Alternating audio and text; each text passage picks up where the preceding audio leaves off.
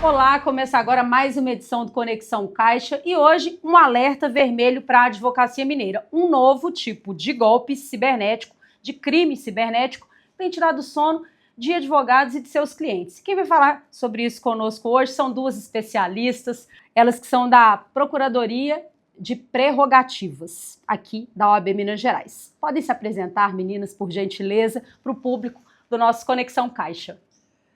Olá, pessoal. Meu nome é Carla Silene, sou advogada há 26 anos. Atualmente estou como diretora de prerrogativas da OAB-MG e hoje vamos aí conversar um pouquinho sobre essas fraudes contra os advogados. Boa tarde, advocacia. Eu sou Gleiciane, advogada há 23 anos, atualmente procuradora de prerrogativas da OAB-MG. Hoje estou aqui junto com a doutora Carla para esclarecer a advocacia e a sociedade como enfrentar os golpes contra os advogados. E como esses golpes ocorrem na prática? A gente já vai começar assim, bem indo ali, meio cirúrgicos. De um modo geral, o que a gente tem visto é que esses golpes se assemelham muito aos golpes tradicionais que a gente tem visto, de falsear, mascarar o WhatsApp, né? Pegando, por exemplo, a sua foto, colocando o seu nome em um outro número, ou às vezes aqueles em que eles mandam boletos falsos, links falsos. Então o que a gente percebe é que é um refinamento de golpes já conhecidos da praça aí, que todo mundo já tem tido notícias, mas trazendo agora dados de processos que estão em andamento. E é isso que tem nos preocupado. E como que esses golpistas, se a gente pode chamá-los assim, eles têm acesso a esse material, né, a essas informações dos advogados e também de seus clientes? Os processos normalmente são processos públicos, então qualquer pessoa pode ter acesso a esses dados. Então, como são dados públicos, eles utilizam desses processos, normalmente processos em que está sendo liberado dinheiro, entram em contato com os clientes dos advogados, muitas vezes utilizando fotos que eles tiram de redes sociais, documentos falsos, entram em contato exatamente para dar uma credibilidade para aquele contato e solicitam normalmente um valor para liberação de créditos, falam com os clientes que eles ganharam uma ação, que tem dinheiro a ser liberado e solicitam ou por meio de Pix ou por meio de um boleto o pagamento, uma transferência de um valor. Eles têm feito isso direto com os clientes, né? É esse que é o curioso. Por quê? Muitas vezes a pessoa tem uma ação que está tramitando ali na justiça há muitos anos. Uhum. Ela tem aquela expectativa de que a qualquer momento virá uma notícia positiva. E esses golpistas, então, fazem o contato, informam que para poder receber o valor que eles pleitearam no início do processo, eles terão que pagar custas, taxas, cada hora eles inventam um nome, e aí isso faz com que a pessoa acredite que realmente esteja numa situação real, né, da iminência de receber um valor, muitas vezes esperado anos. E o que a gente fica, assim, tem que ficar com a antena muito ligada? Porque essas pessoas são pessoas que sabem conversar. Elas sabem ludibriar, enganar quem está do outro lado. Então, eles vão usar um português muitas vezes semelhante ao dos advogados, a forma como os advogados falam, de forma educada, de forma pausada, como se estivesse esclarecendo a realidade ali do que é necessário para que ele tenha acesso àquele valor. E é exatamente nessa forma mais elaborada de falar, de se mostrar, é que eles têm conseguido enganar, infelizmente, muitas pessoas. É uma abordagem, né, bem semelhante à do advogado e a pessoa acaba, como você disse, né, tem aquela expectativa de uma boa notícia, aguarda, recebe um telefonema, uma mensagem por WhatsApp e acha que aquilo tudo tem validade, né, quando na verdade ele está caindo de um golpe e ainda... como que o advogado pode se proteger com relação a isso, doutoras? Eu acho que a melhor defesa é a informação. O advogado, principalmente até mesmo dos contratos de honorários, estabelecer quais são os canais oficiais para entrar em contato com ele. Os números de telefone, e-mails, sites, tudo bem esclarecido. E deixar bem claro para o cliente, qualquer pedido de pagamento antecipado, desconfie, é um golpe. Entre em contato diretamente com o seu advogado para esclarecer aquele ponto, se realmente houve ou não um andamento daquele seu processo. Então, a informação é a principal defesa.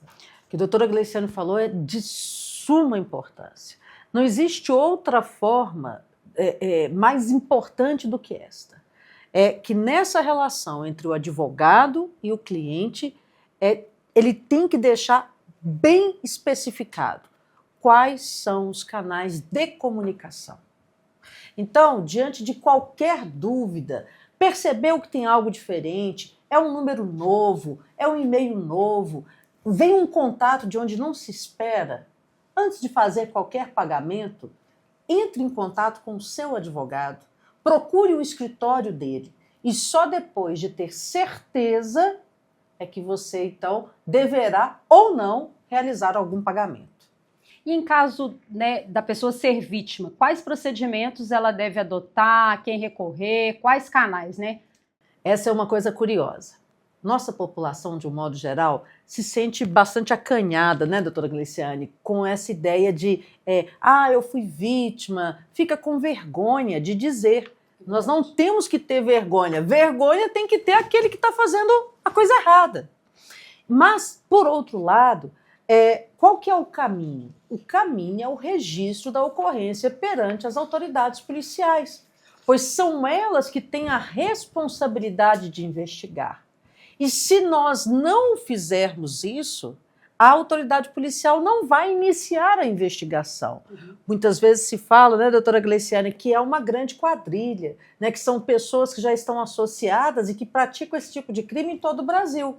Mas se nós não temos os números e os caminhos para que a polícia chegue até eles, tudo fica mais complicado. Se ninguém levar a notícia, a polícia vai ficar de mãos atadas. Daí a importância do registro da ocorrência. Sim, e esse registro da ocorrência junto com as provas que a pessoa consegue. Prints de conversa, cópias desses documentos que são encaminhados, o número do telefone que entrou em contato. É também muito importante que a pessoa não clique em nenhum link, que ela não retorne qualquer tipo de ligação, porque eles podem utilizar isso para, inclusive, clonar o telefone daquele cliente e utilizar essas informações, esses dados, para continuar aplicando golpes. Então, reunir essas provas e levar até a autoridade policial é muito importante e também entrar em contato com o próprio advogado, informando que está recebendo esse tipo de contato de terceiros que não é ele ou que não é a advogada, para que ele também fique alerta de que os dados deles também estão sendo usados para aplicar esse tipo de golpe. E quando a gente fala desse registro, porque como é através do telefone, então é muito importante, né, que a pessoa, se possível, encaminhe até a polícia, né, para que ela possa fazer a chamada autenticação, né, verificar aquela tela, aquele print que foi feito com o que está no celular.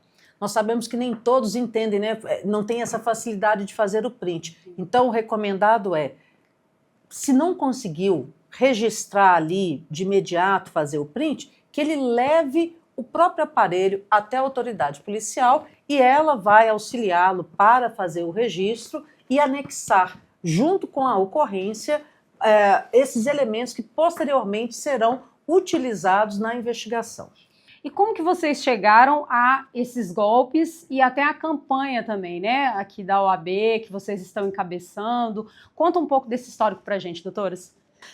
A virada do ano, né, doutora Gleiciane? A gente começou a receber notícias de vários advogados, de pessoas assim, todo mundo que, parece que numa semana, de repente, todo mundo estava tendo notícia. Acho que aproveitaram aí talvez o recesso, a dificuldade muitas vezes de falar diretamente com o advogado, que é aquele períodozinho que o advogado estava ali descansando, o recesso do judiciário. Esse, né? Exatamente. E a gente começou a ter notícias seguidas, reiteradas, de colegas comunicando através de redes sociais ou através da ouvidoria da OAB de que haviam sido vítimas de golpes dessa natureza. Sim, a gente foi muito solicitado, inclusive por e-mail, vários advogados entrando em contato com a OAB, solicitando um apoio da instituição para auxiliá-los no combate a esse tipo de fraude e, inclusive, pedindo orientações da própria instituição de como agir e como relatar isso para os clientes e quais as providências poderiam ser feitas. Vocês falaram aqui da ouvidoria, né? E quais são essas providências e articulações, até interinstitucionais, que a Procuradoria já tem tomado, né?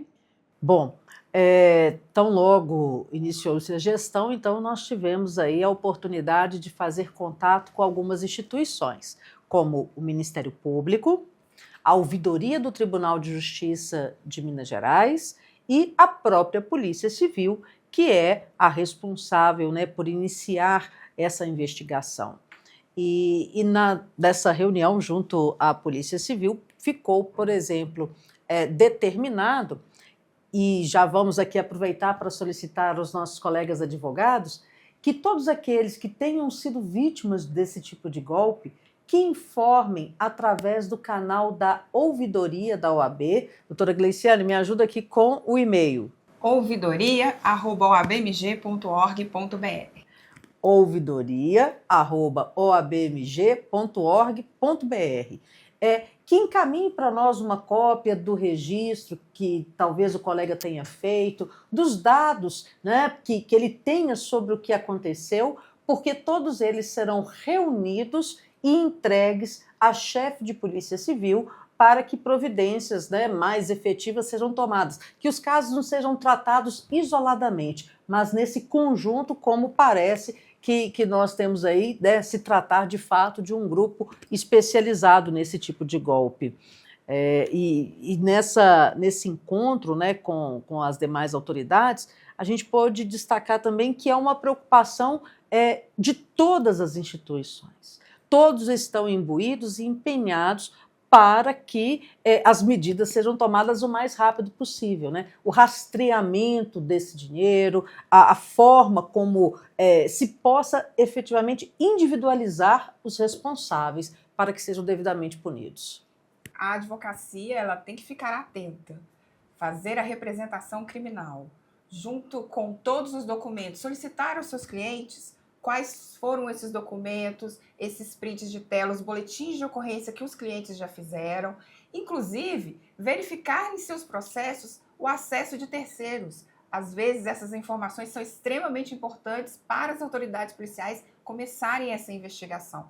Com todos esses documentos, fazer a representação à autoridade policial, né, doutora Carla? Com certeza, doutora Gleiciane. E esse acesso de terceiros, ele é algo para nós fundamental. Por quê? Todo o processo, como é público, se uma pessoa que não está vinculada ao processo acessa, vai ficar lá o registro de quem acessou. Através disso, né, as autoridades policiais poderão muitas vezes verificar se foi dali, eventualmente, que foram retirados esses dados. Então, para nós, também fica aqui esse registro com um destaque especial para que os advogados possam destacar, né, a abinha lá, acesso de terceiros, e anexar junto do registro da ocorrência, junto da representação feito perante a autoridade policial. É importante se precaver de toda forma, né? Eu fiquei pensando aqui enquanto vocês falavam, porque como é uma quadrilha, né, especializada, que age no Brasil inteiro, como vocês colocaram, como que acontece se essas pessoas apagarem muito rapidamente? Porque até a pessoa se dá conta de que caiu um golpe, interromper aquela conversa e falar com o advogado antes de pagar qualquer valor, alguma coisa assim, teria uma outra forma, quando alguém liga pra gente, falar, pedindo dinheiro, alguma coisa assim, rapidamente a gente já tá mais escoladinho, né? A gente como indivíduo, como cidadão. E essas pessoas costumam apagar as mensagens, elas saem apagando tudo quando a gente para de conversar ou alguma coisa assim, né? Então, se a gente não tiver muito ligado mesmo, pode cair nessa, né? E perder esse material. Com certeza, e é exatamente o que a polícia tem trazido muitas vezes para nós como a dificuldade de chegar a essas pessoas. Mas a polícia, por outro lado, hoje ela tem condições muitas vezes de fazer a chamada quebra, né, do sigilo telefônico, rastrear de onde veio a chamada, de onde veio o último contato, ou o contato naquela hora, mais ou menos ali, que aconteceu o golpe, e junto também às instituições financeiras para tentar chegar a esses indivíduos. Quando a gente fala, né, sobre a possibilidade de ser uma organização criminosa, isso é o que as autoridades nos passam. E por que elas pensam que se trata de uma organização?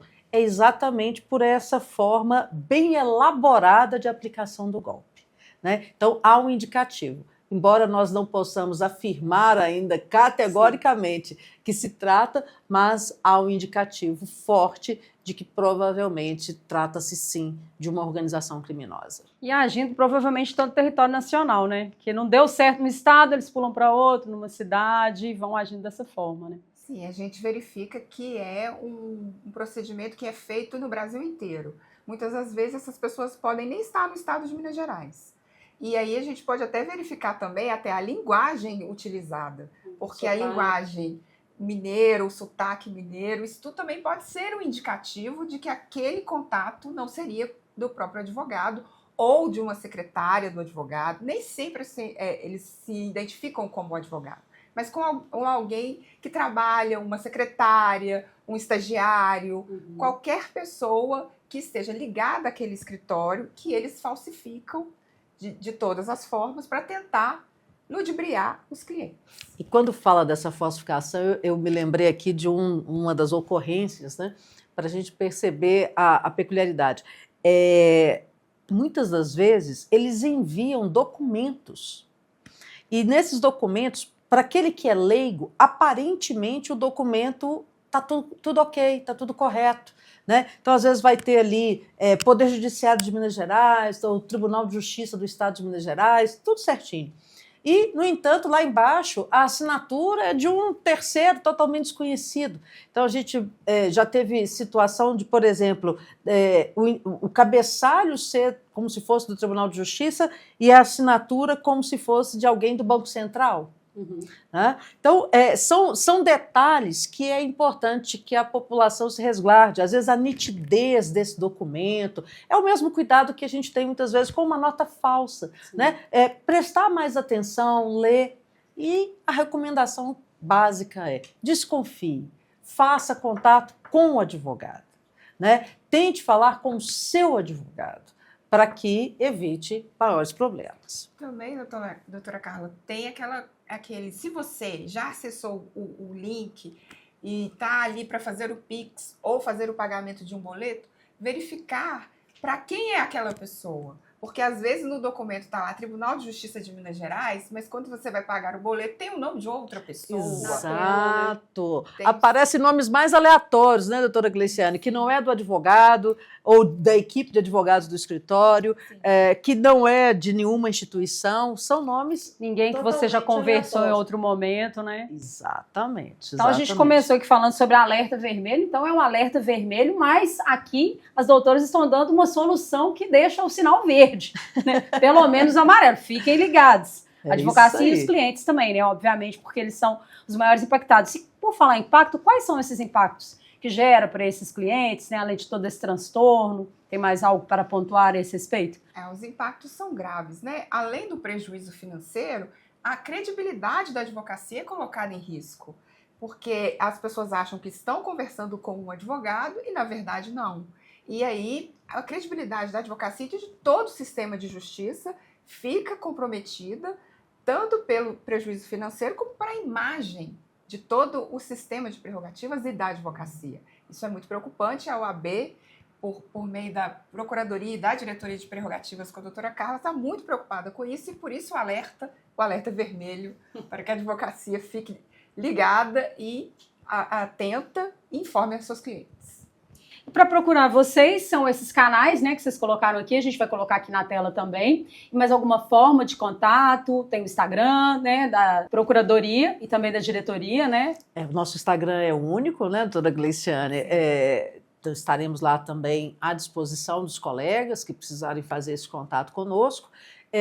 Mas hoje a gente tem centralizado todo esse atendimento no e-mail da ouvidoria, né, para facilitar a organização desse material que vai ser encaminhado à autoridade policial. Então, a gente tem tentado pedir aos colegas que centralizem nesse e-mail ouvidoria@oabmg.org.br. É claro que, caso venha de algum lugar, nós cuidaremos de anexar, né, doutora Gleiciane? Mas já pedimos aí aos colegas e mesmo à sociedade como um todo, que muitas vezes, né, estão aqui nos acompanhando nesse momento, que utilize esse canal, né, que relate e apresente tudo que eles tiverem para que a gente possa, então, ter aí uma investigação mais firme, mais eficiente e que se chegue à responsabilidade em relação a essas pessoas. Porque acho que talvez o sentimento de impunidade é que faz com que esses grupos atuem, né, de uma maneira bem abrangente, cada vez mais audaciosa e com requintes assim, de perfeição mesmo, né? Como você bem falou, se preocupam com a linguagem, com a maneira como abordam, o cabeçalho do documento, enviam documentos que aparentemente parecem serem todos válidos, né? E a pessoa cai mesmo, né? Exatamente. Infelizmente, mas não vão cair mais a partir de agora. E eu gostaria também que vocês falassem, né, uma última pergunta, de que maneira essa cooperação entre o Ministério Público, o Tribunal de Justiça de Minas Gerais, a OAB, a Polícia Civil, como que isso fortalece mais a advocacia e também a sociedade como um todo, né? Porque trabalhamos para a sociedade. Bom, a partir do momento que as instituições estão irmanadas, vamos dizer assim, né? Estão de braços dados nessa campanha, obviamente a força, a possibilidade, a inteligência dessas instituições sendo utilizada para se apurar, nós acreditamos que em breves tempos nós teremos aí a responsabilização desses criminosos, né, que efetivamente têm causado tanto transtorno na nossa sociedade. E quando a gente percebeu que essa preocupação é geral, que o Tribunal de Justiça, né, através do ouvidor, já nos informou, que o Ministério Público também já disse que está fazendo o papel dele, e agora, com essa possibilidade, com esse canal direto à nossa Polícia Civil, nós verificamos que há uma vontade, sobretudo, e esse uso, né, digamos, concatenado dessas instituições e, sobretudo, das suas inteligências, eu acredito que nós teremos, sim, um resultado positivo em breve. Sim, quando as instituições trabalham juntas, eu acredito que essas fraudes e o andamento dessas investigações vão andar mais rápido e a gente vai ter uma resposta mais concreta para toda a advocacia e para a sociedade. Obrigada. Os microfones aqui do nosso Conexão Caixa ficam abertos para mais algum recado a respeito de prerrogativas que vocês queiram mandar para a advocacia. Já fica o convite para um retorno, porque o nosso papo hoje foi bem focado, né, nessa questão da campanha antifraudes. Mas tem muitos assuntos de prerrogativas para a gente debater aqui no Conexão Caixa, né? Temos em inglês. Temos muito sim, minha querida. A gente agradece enormemente essa oportunidade. Nos colocamos à disposição dos colegas, né? Procurem, façam contato, estamos juntos nessa luta e precisando, doutora Gleiciane, Carla, estamos aqui à disposição de vocês. Nossa, eu agradeço o convite, foi muito proveitoso, né, doutora Carla, informar a advocacia, a prerrogativas da OAB está à disposição da advocacia, entre em contato, estaremos aqui para auxiliar a todos. Uma boa tarde a todos.